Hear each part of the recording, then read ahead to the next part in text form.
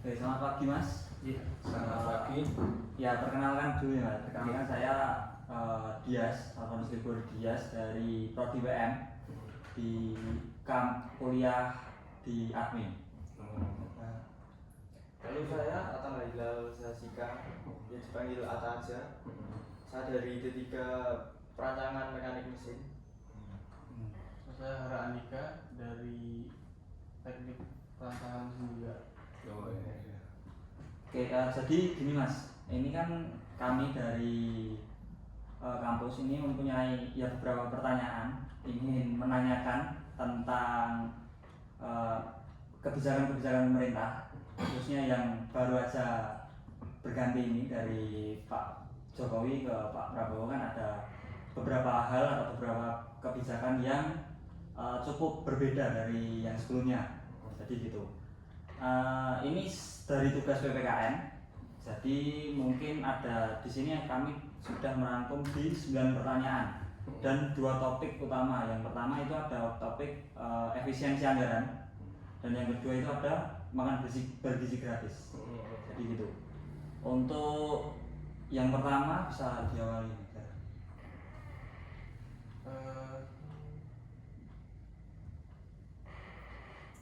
Untuk tujuan dalam efisiensi anggaran itu apa saja sih sebenarnya? Oke Mas, ini Mas Gajah dulu, aku perkenalan dulu ya. Iya. Bismillahirrahmanirrahim. Perkenalkan, nama saya Muhammad Mubarok, saya dari fraksi Demokrat. Umur saya masih 24 tahun. Alhamdulillah masih muda. Kemarin terpilih dari Dapil 1 yang meliputi 3 kecamatan, Kecamatan Karanganyar, Mojokedang, sama TC. Nah, ini saya akan menjawab terkait efisiensi. Menurut pertanyaannya Mas tadi? Untuk tujuan pemerintah untuk efisiensi anggaran itu apa saja? Oh gini, efisiensi itu kan sebenarnya itu kan ini yang salah itu di sini Mas. Kemarin itu ada banyak perspektif tentang efisiensi. Banyak orang itu salah mengartikan efisiensi itu pengurangan anggaran. Sebenarnya memang intinya di situ, cuman bukan pengurangan anggaran. Istilahnya itu adalah pengalihan ke yang lebih prioritas. Misalkan umur-umur kredit 10.000 ya.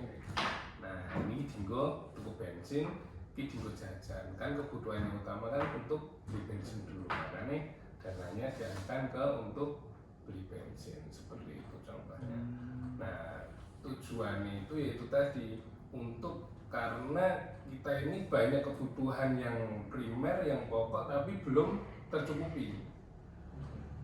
Misalkan ada anggaran 100 juta tapi dia cara-cara rono kabeh Mas. Nah, sedangkan ada yang pokok ini butuhnya itu 50 juta. Nah, istilahnya gitu. Makanya efisiensi itu kan untuk pengalihan anggaran ke yang lebih prioritas itu tadi. Gitu. Berarti lebih mementingkan prioritas daripada berarti mengurangi yang kurang penting gitu ya? Iya, jadi yang lebih prioritas. Gitu. Lalu dalam kebijakan tersebut apakah itu mempengaruhi profesi Mas Mubarok atau aktivitas Dari kalau pengaruh atau enggaknya sebenarnya tetap pengaruh Mas, karena gini, banyak dana yang dari Karanganyar sendiri itu yang dikurangin juga. Salah satunya untuk DPRD itu kan kurang, yang paling terasa itu kan perjalanan dinasnya kan sekarang kurang, dikurangin itu. Terus nomor 2-nya anggaran khusus di Karanganyar itu hilang sekitar 140 M kalau nggak salah. Itu hanya untuk karena efisiensi itu tadi. Tapi ya itu tadi, kembali lagi karena ini namanya kebijakan pemerintah, seperti apapun keputusannya kita akan tetap mensupport kan, seperti itu Mas. Nah kalau saya pribadi, misalkan ditanya apakah kalau misalkan dengan efisiensi ini setuju atau enggak, saya akan setuju. Karena gini Mas, kalau kita tidak mengadakan efisiensi ini, kapan Indonesia akan maju gitu. Apalagi harapannya kan Indonesia emas 2045 ya Mas. Nah kalau nggak dimulai dari sekarang, mau dimulai kapan? Misalkan kita masih menggunakan sistem yang lama, kita nggak akan bisa untuk berkembang itu tadi. Cara saat ini butuh tirakat lah. masih semedi sih, iki wayah-wayah semedi iki wayah prihatin ngono iki. Ya. Biasanya maem mesti iki wayah maem segohi angkringan. Berarti walaupun dari DPRD sendiri dikurangi yang anggaran yang cukup banyak itu, jenengan setuju ya? Setuju, Mas, ya. Untuk Ya. program dari itu. Walaupun jajannya kosong, ya seperti mau Mas. Cuman kalau saya memandang ke depannya itu tadi ya saya masih setuju. Cuman itu tadi yang jelas jangan sampai ada istilahnya apa ya Mas ya, dengan adanya efisiensi ini manfaatnya dinggo ngrogoti lah. Ya. Yang penting ngarahnya itu lah. Kan itu kan nominal yang cukup besar ya di pemangkasan. Terus Mas Mubarak juga bilang setuju. Nah, saya ini menanyai tanggapan mengenai pemangkasan anggarannya di dana pendidikan, terus seperti pemecatan guru honorer itu tanggapannya gimana? Atau pengurangan kuota beasiswa gitu? Gini Mas, sebenarnya itu kalau dipikir-pikir itu kan kita itu sebenarnya kekurangan guru juga. Ya. Tapi di sisi lain itu kita itu juga sudah terlalu banyak sekolah. Ada banyak sekolahan itu yang kekurangan siswa. Misalkan di Karanganyar taruhlah katakanlah ada 10 sekolahan, masing-masing punya 10 guru misalkan gitu. Berarti kan totalnya ada 100 guru. Tapi 10 sekolahan ini nggak penuh. Enak sing mahasiswa neker separuh, enak sing siswa neker 80%, enak ke 10% dan sebagainya. Salah satunya kalau misalkan kita nutup sekolahan itu kan dikira dia berpihak Mas. Nah itu kan mesti mikirnya wah ini enak apa ini pemerintah kok nutup SDG ini ke orang sing kono yang ditutup. Nah nanti kan menjadi itu tadi polemik itu tadi, makanya salah satu caranya dengan seperti itu tadi. Itu hanyalah untuk meningkatkan ke sekolahan ini payu kabeh. Dalam arti mau karena ada 10 sekolahan dikurangi itu tadi kan pemone 8 iki jane wis nyukupi gitu loh. Kita nggak perlu 10 sekolahan gitu loh. Nah makanya itu tadi. Sebenarnya kalau dipikir juga itu, nek misalkan aku sing di PHK tetep ra trimo Mas. Wong jenenge nyambut gawe kok di PHK tiba-tiba dan sebagainya. Cuman di sisi lain itu tadi mandang karena kita juga sudah terlalu banyak guru dan terlalu banyak sekolahan itu tadi. Tuh. Kalau gini Mas, semisal itu kan kalau untuk guru dan siswa di sekolah-sekolah biasa itu Mas. Nah ini untuk kami khususnya itu kan ada sebenarnya per tahun itu kalau nggak salah ada program ISMA. ISMA itu program untuk kerjasama luar negeri, untuk pertukaran pelajar. Itu kan beasiswa dari pemerintah. Nah semisal tujuan dari efisiensi anggaran ini kan salah satunya ya untuk meningkatkan kualitas pendidikan yang ada di Indonesia. Nah, semisal efisiensi itu kok malah ada matinya program itu kan bukannya malah kontra, harusnya mensupport, harusnya lebih banyak beasiswa yang ditawarkan, kok malah di stop. Nah, itu gimana tanggapannya? Berarti maksudnya gimana nih? Biar ada program tukar mahasiswa, saya itu aneh, gitu kan berarti. Padahal jadi efisiensi itu meningkatkan pendidikan. Gini Mas, ada pepatah yang mengatakan banyak jalan untuk menuju ke Roma, kan ngono Mas. Nah sebenarnya kan berarti kan kalau kita lihat dari masalah itu, ini kan gini, kita memang dulu memberi beasiswa gini dan sebagainya. Cuman apakah hasilnya 100% bisa sesuai ekspektasi kan kita juga belum tahu juga kan. Apakah dengan pertukaran pelajar kemudian dia balik ke Indonesia bisa ngajari teman-temannya, terus kemudian dia memiliki pendidikan yang lebih tinggi kan kita kan sudah belum tahu. Ini adalah salah satu untuk mencari cara yang paling bagus yang mana. Misalkan kalau kan gini Mas, ada banyak jalan nih. Misalkan yaitu tadi untuk meningkatkan pendidikan salah satu dengan membuat beasiswa. Kemudian yang kedua misalkan bisa juga dengan cara meningkatkan kualitas guru yang ada di Indonesia. Itu kan juga bisa. Karena itu tadi, nah kita ngambil mana yang lebih efisien. Dalam arti yang tidak terlalu memiliki resiko tinggi, dampaknya juga terkena di kita. Itu tadi.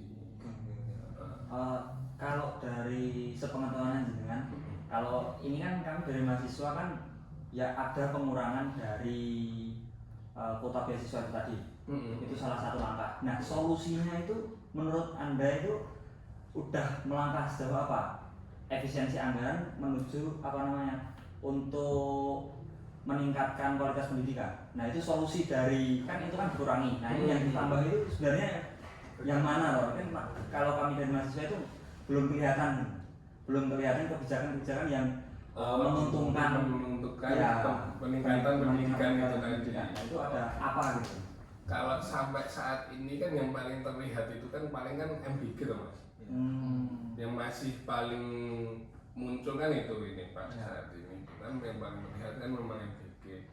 Nah menurut tanggapannya dulu itu kan gini, KPI kan dengan adanya MBG kita nanti bisa untuk meningkatkan pendidikan siswa-siswinya yang sekolah dan istilahnya wayah maem wayah sekolah ya sekolah jadi mas wayah sekolah ya ora keluwen lho cara kasar kan gitu. Nah itu kan yang paling terlihat kan di situ. Kalau untuk kebijakan-kebijakan lain kan mungkin ini kan belum terlalu muncul ya. Karena ya itu tadi masih yang paling gempar itu masih di MBG itu tadi. Tapi kalau misalkan untuk beasiswa itu kan nggak cuma dari situ Thomas, ada yang lain juga Thomas. Ya. Misalkan kayak UMS itu kan juga ada double degree-nya. Itu yang di nanti 2 tahun di Solo, 2 tahun di luar negeri. Nah itu kan masih banyak cara lah untuk kita menggapai pengen kuliah di luar negeri itu tadi. Gitu. Berarti secara tidak langsung juga jenengan setuju kalau semisal efisiensi anggaran itu dialihkan ke MBG itu setuju ya? Gini Mas, nek saya itu setuju Mas, cuman gini, ini sing jawab saya pribadi ya. Ini gini Mas, saya akan lebih setuju itu jika MBG itu tidak di seluruh Indonesia langsung, karena gini Mas, contoh aja di Karanganyar, Kabupaten Karanganyar itu kan terdiri dari beberapa kecamatan. Nah, nggak di semua kecamatan itu membutuhkan MBG. Contoh misalkan yang di Karanganyar kota kan kebanyakan kan orang-orang yang mampu. Nah tapi kalau yang di pinggiran kayak Jumanton, Jatiyoso, Kauman dan sebagainya itu kan memang banyak yang kurang mampu. Nah kalau menurut saya baik yang diterapkan yang pinggir dulu. Nah jadi yang letak geografisnya kini yang rumah mampu di Pajen Karanganyar sih, Pajen kecamatan Karanganyar, Pajen Karanganyar kota sih, tapi ini pinggir-pinggir sih. Nah nanti kalau misalkan dengan pinggir-pinggir daerah yang tepi-tepi itu, yang daerah yang kurang tadi sudah berjalan, anggarannya masih sisa, mau di Karanganyar nggak masalah. Gitu. Kalau saya seperti itu Mas. Karena gini, mungkin zaman sekarang itu sedikit kali ya, mungkin 50-50. Tapi kalau saya mendengar dari cerita orang tua, orang yang lebih tua dari saya, kebanyakan memang di makanan itu menjadi masalah utama mereka. Kadang ada yang untuk makan dadak dodolan tempe lah misalkan. Gue pengen maem dadak rono rene dan sebagainya. Kalau kita mungkin tidak merasakan kan seperti itu. Nah maksudku ya memang benar adanya program Pak Prabowo untuk MBG agar semua nanti itu siswa-siswi itu pas wayah sekolah ya keluar. Jadi pelajaran apa wae sing diajarke kan iso mlebu Mas. Bisa masuk ke otak, bisa jadi siswa-siswi yang pintar kan. Ya kan seperti itu. Apalagi makanannya kan terdiri dari 4 sehat 5 sempurna, nek susune, nek buah dan sebagainya kan ngono Mas. Ya terutama gizinya gitu kan. Buat penting bagi pertumbuhan gitu kan.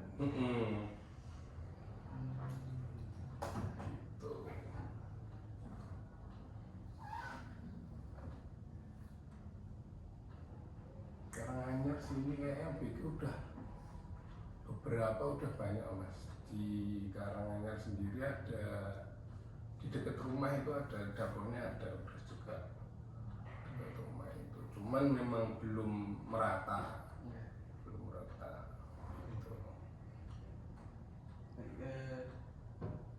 Menurut Mas sejauh ini dampak program MBG itu terhadap prestasi atau kesehatan tuh bagaimana?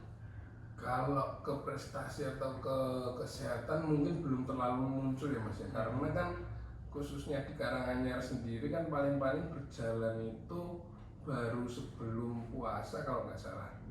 Kalau yang di dekatku itu sepengetahuanku sebelum puasa kemarin, sedangkan ini kan baru kenaikan kan juga baru saja, jadi kan cara anu ini lagi rasanya separuh ya, belum rasanya 100% ya kan gitu Mas. Kalau efeknya mungkin gini sih Mas, aku ngeliat banyak juga karena misalkan dibuat contoh simpel ya kan gini Mas, orang-orang itu kan dulu kan sering mengeluh karena makanan juga itu tadi, makanya kan dia gua alasan bolos dan sebagainya. Nah saya kan NMBG kan ra iso Mas, jadi meh alasan beli makan kan ra iso, otomatis dia gelem sekolah, kemudian awalnya sangka sing ra seneng sekolah, suwe mlebu ning kupinge terus kan dadi gelem sekolah. Contoh simpelnya seperti itu. Berpengaruh masih memang berpengaruh, cuman nek sekarang sudah berapa persennya saya belum bisa itu juga itu. Nah Pak, dari pemerintah itu nggak ada, mungkin ada update data gitu, mungkin jadi data statistik per bulannya atau 2 bulan itu nggak ada apa ya, informasi dari pemerintah pusat ini belum ada berarti. Gimana maksudnya? Update perkembangan tentang prestasi kan ini kan menyerap sangat banyak dana, efisiensi anggaran kan di situ. Nah, bagaimana masyarakat tahu kalau semisal siswa itu ada peningkatan dari prestasi dari kesehatan? Nah itu kan seharusnya kan ada data statistiknya, data di sini persentasenya. belum dapat sih Mas saya. Mungkin kalau di pusat sudah, cuman kalau di sini belum nyampe ke sini itu. Atau mungkin karena di Karanganyar sendiri juga belum semua terakomodir. Karena masih banyak sekolah-sekolah yang belum tersentuh MBG itu. Kemarin contoh di Bejen itu di dekat rumah saya itu ada beberapa sekolah yang memang belum mendapatkan, bahkan di barat rumah saya yaitu SD saya dulu itu juga belum mendapatkan juga. Padahal sama dapurnya dekat. Gitu. Ya itu yang masyarakat atau kami harapkan kan, semisal ada program itu kan bisa dilihat ya, perkembangannya, apakah ini efektif atau apa malah justru benar. itu kan harus mungkin nanti kalau sudah semua kali Mas. Kalau sudah terakomodir kemudian baru bisa muncul angka statistik itu tadi.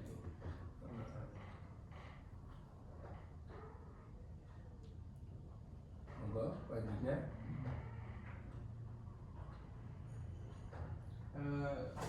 mungkin ada saran agar dana program efisiensi ini dapat jalan dengan transparan atau lebih efektif, terus bisa transparan juga, mungkin ada saran apa gitu? Kalau dari saya itu tadi Mas, yang jelas yang pertama seperti yang sudah saya sampaikan, khususnya di Karanganyar sendiri, salah satu efisiensi kan untuk MBG ya, kita bicara MBG itu tadi. Makanya kalau di Karanganyar sendiri ada beberapa kecamatan kalau bisa yang pinggir dulu, yang kota dulu itu tadi, itu saran saya. Terus mungkin lebih dimantapkan lagi juga, karena nanti kalau misalkan kita nggak hati-hati, pemerintah tidak hati-hati, dengan adanya MBG ini juga akan muncul tikus-tikus baru Mas. Karena mereka pada bergotong royong, wah ini MBG kesempatan ini dan sebagainya. Sedangkan kita kan nggak tahu siapa udah ada yang ngurusnya kalau belum. Kalau kemarin kan infonya kan baru ada pengawas dapur itu kan, tapi kan belum selesai pendidikan. Kemarin kayaknya nanti bulan depan kayak udah pada selesai pendidikan semua itu, khususnya yang di Karanganyar ya. Kalau yang di luar saya kurang tahu. Kemarin itu di Karanganyar ada berapa ya? 40-50-an kalau nggak salah itu yang keterima jadi pengawas dapur itu. Mereka kan juga di militer, dipakai tembak gitu juga. Yang red itu ya? Bukan retret, aku mau apa ya? Pak Marto apa sih yang pengawas dapur itu mau Pak sing lagi bahasa sini Pak? SPPI. Nah itu SPPI itu loh. berarti cukup di apa ya, benar-benar dibina Iya, dari karena sisi apapun, di bahkan di dapurnya. benar. Makanya kan nanti kalau sekarang kan mungkin kan belum ada pengawas dapurnya Ya. mungkin. Nah nanti kalau udah yang pendidikan SPPI itu udah pada selesai kan lebih aman lagi mas.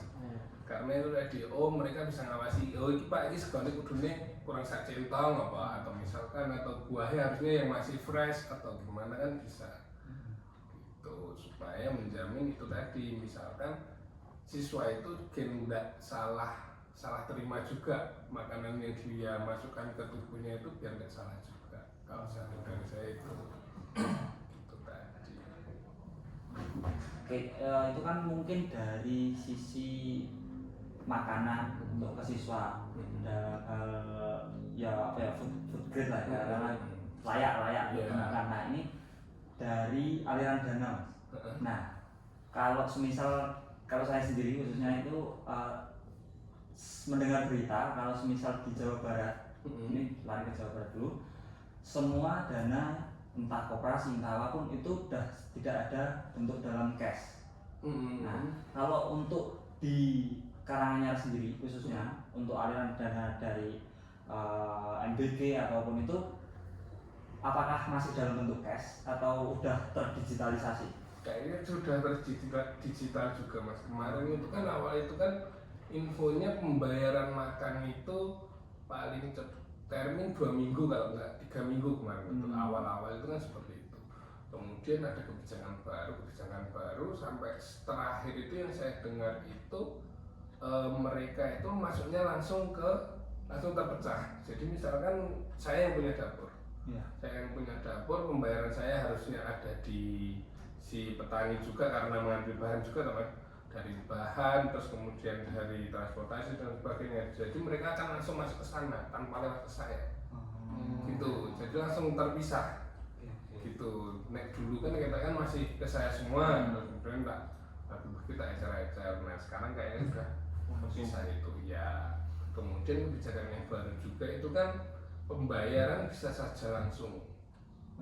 Maksudnya misalkan jenengan store hari ini, yang bikin store hari ini ke siswa-siswa ke sekolahan, kemudian besok bisa saja langsung sudah dibayar tanpa termin. Kalau dulu kan kemungkinan termin sampai 2 minggu 3 minggu. Makanya kan banyak yang memperhitungkan itu kan sebagai mau buka dapur itu kan mikirnya kan, nah ini nunggu dana melaku selama 2 minggu 3 minggu kan butuhnya banyak juga, kan gitu. Sekarang kan udah ada pembaruan kebijakan itu, bisa saja sampai tidak termin sampai 1 hari langsung dibayar.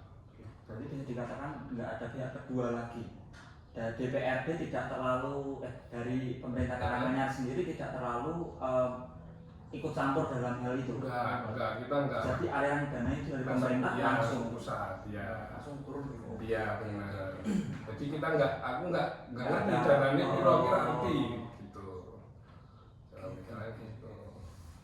Kemarin pun itu kan juga mas, salah satu persyaratan dapur itu kan nanti kayak nggak salah harus koperasi juga, yayasan dan sebagainya gitu mas.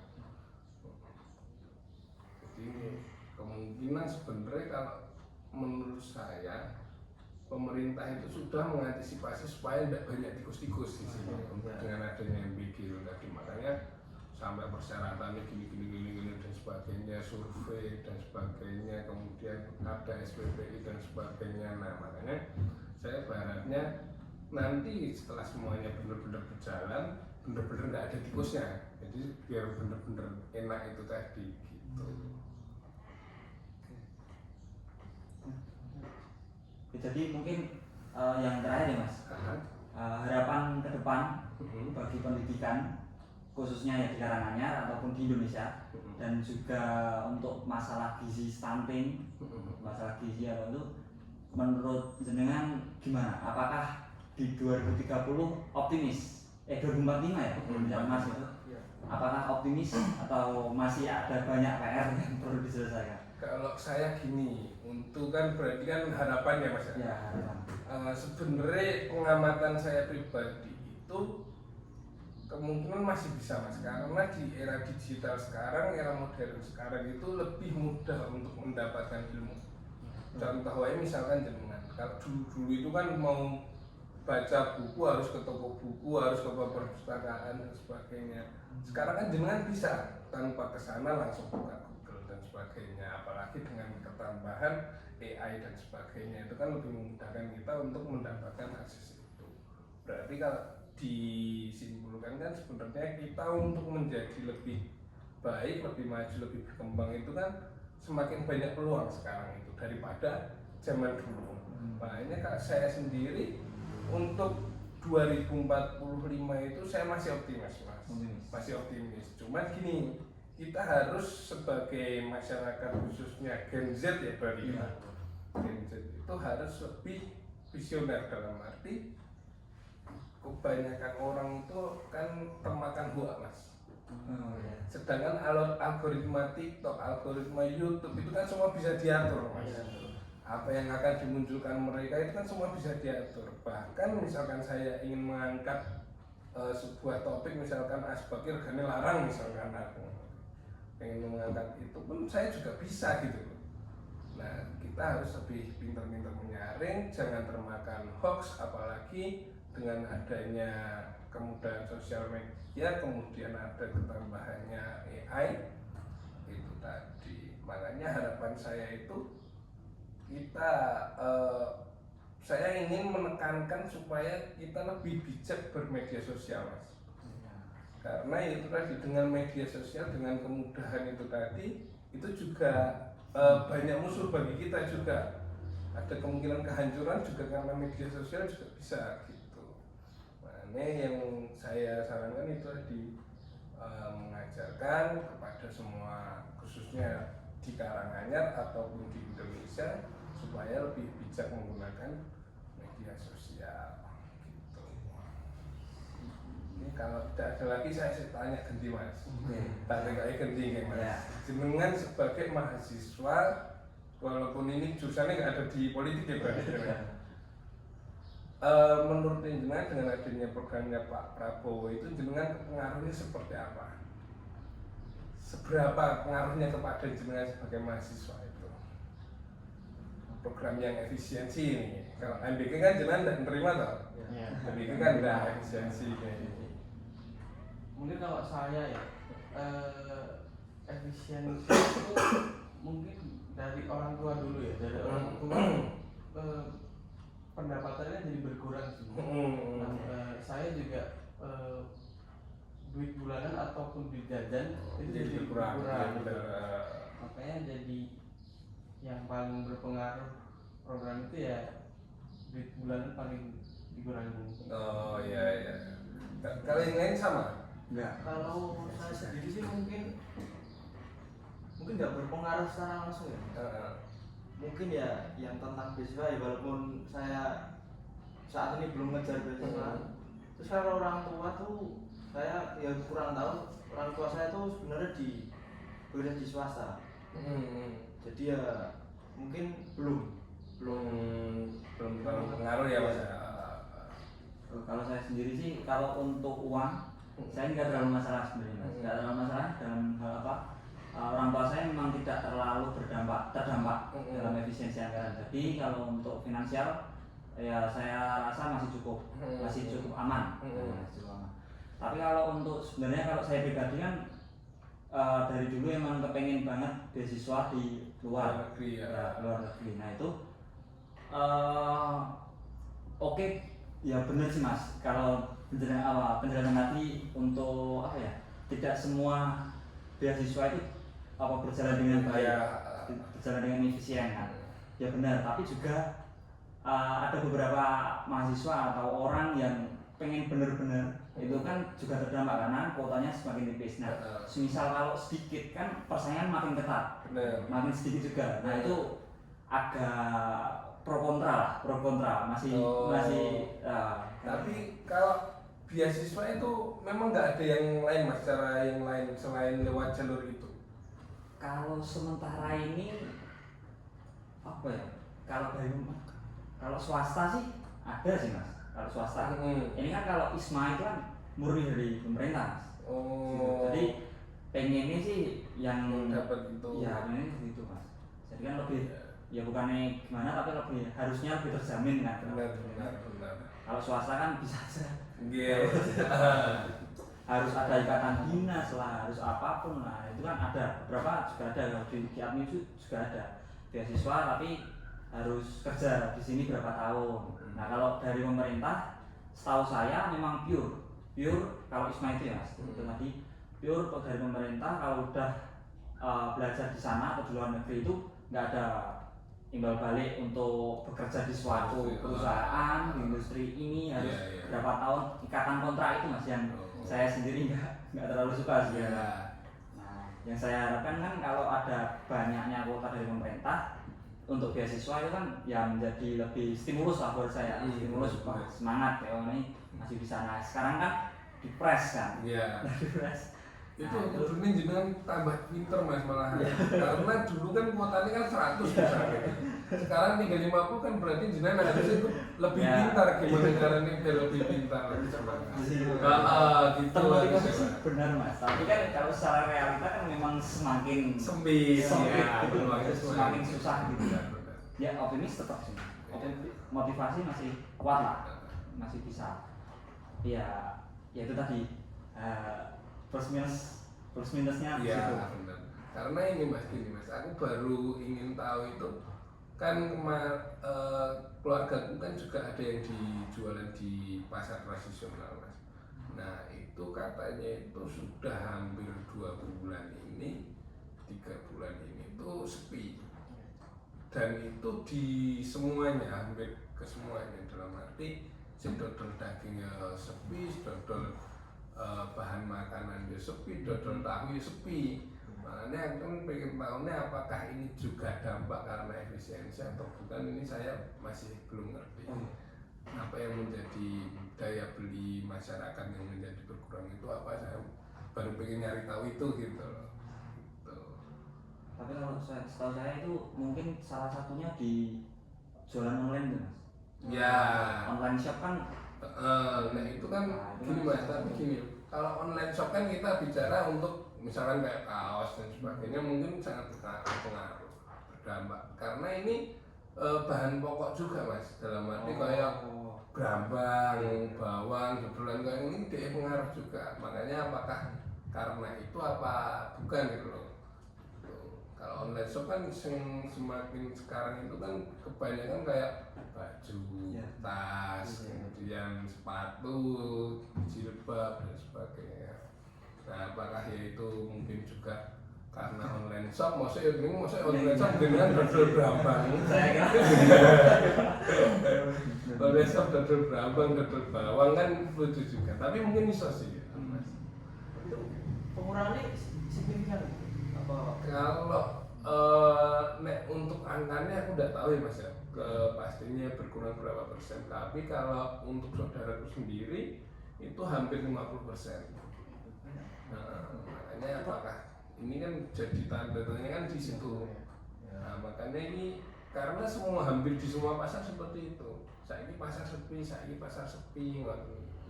Karena kan kami pernah juga wawancara di jajanan ya. Dia tuh juga terpengaruh, tapi secara tidak langsung dan angkanya tuh juga nggak signifikan gitu. Emang mungkin kayak perputarannya anak-anak jadi dapat makan, terus jajannya dikurangi, dan pedagang sekitarnya langsung juga berkurang pendapatannya.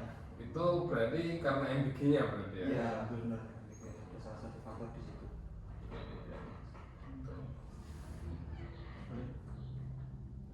Gitu. Cukup.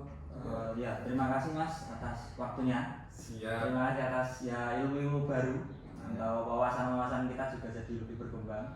Nah, ya semoga Indonesia kedepannya lebih baik lah. Dari pemerintahan maupun dari mahasiswa, masyarakat semua dan bisa menuju ke Indonesia mas. Amin. Ya. Terima kasih banyak mas. Maaf apabila ada kesalahan dalam tutur kata, perbuatan semuanya saya minta maaf. Semoga dengan nanti bisa jadi mahasiswa yang pintar, bisa tercapai apa yang jenengan cita-citakan. Ya. Terima kasih.